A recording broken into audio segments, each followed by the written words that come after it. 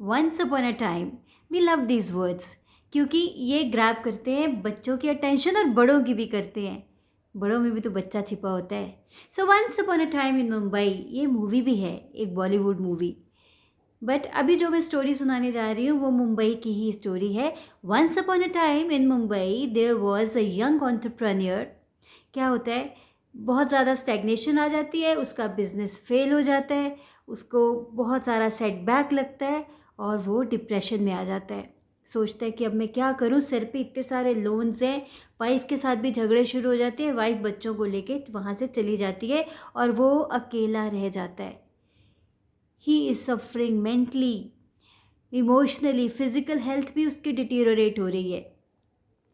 Loans हैं sir पे, तो पैसे लेने वालों के फ़ोन्स आ रहे हैं, कोई उसके दरवाजे पे आ रहा है और वो बहुत ज़्यादा फ्रस्ट्रेट हो चुका है। उसको समझ में नहीं आता कि क्या करे।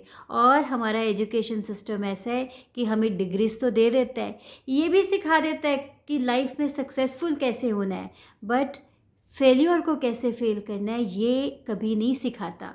ये हमें स्किल्स दिए ही नहीं जाते।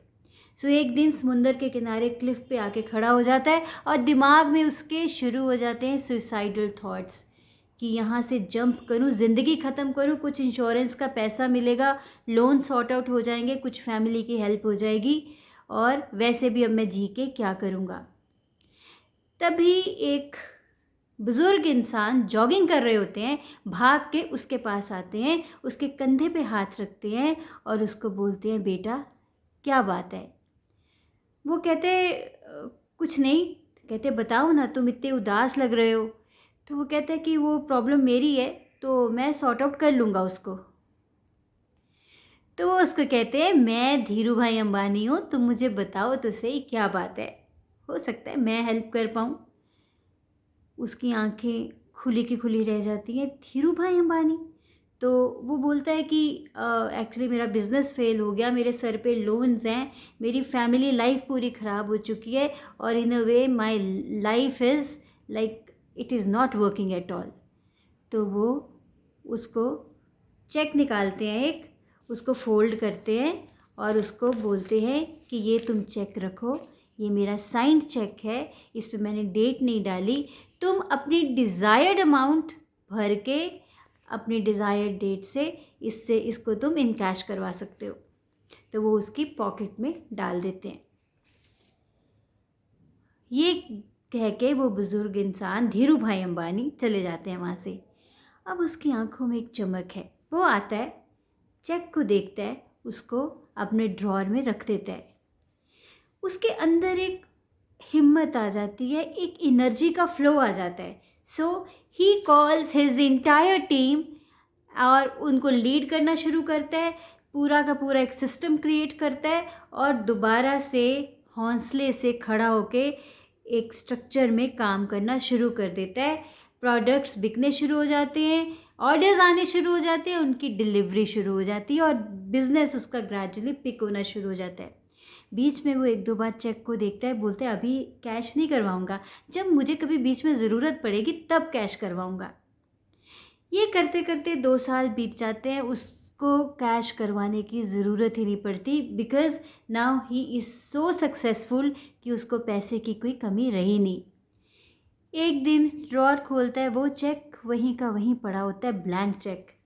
उसको देखता है, कहता हो ना हो, मुझे उनका थैंक यू करना है, सो मैं उनके पास जाना चाहता हूँ। पर अब देखता है कि इतने बड़े इंसान को मैं ढूंढूं कहाँ पे। तो वो उसी जगह वापस समुंदर के किनारे आता है, बट वो इंसान उसको नहीं मिलता उस टाइम।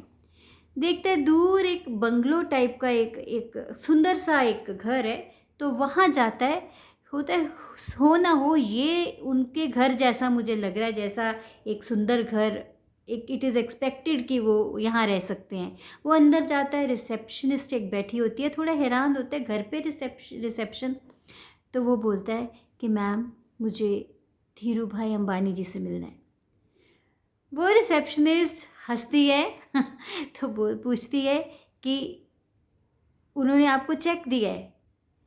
तो बोलता है हाँ। तो बोलती है कि ये जो संस्था है ये मेंटली चैलेंज्ड, डिसेबिलिटी वाले लोगों के लिए है।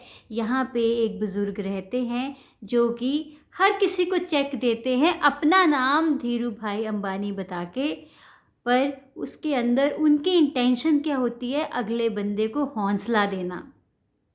और वो ब्लैंक चेक अक्सर लोगों के लिए काम कर जाता है।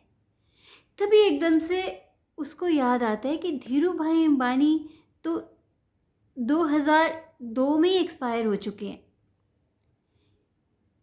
ही इज़ टोटली सरप्राइज्ड और वो मन से उस इंसान का थैंक यू करता है। ये एक पंजाबी का गाना मुझे अशोक मस्ती जी का गाया हुआ याद आ रहा है।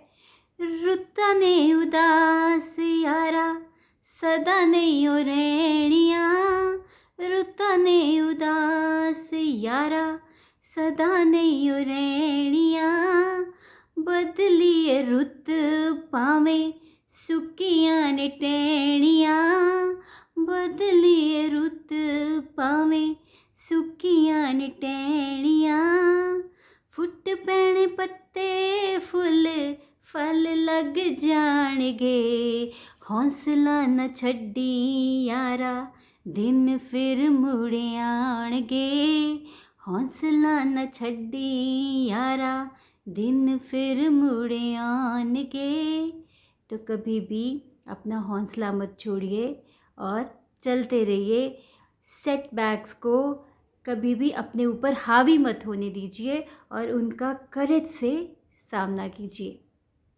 और सबसे ज़्यादा ज़रूरी क्या है, बी बैलेंस्ड, बी हैप्पी।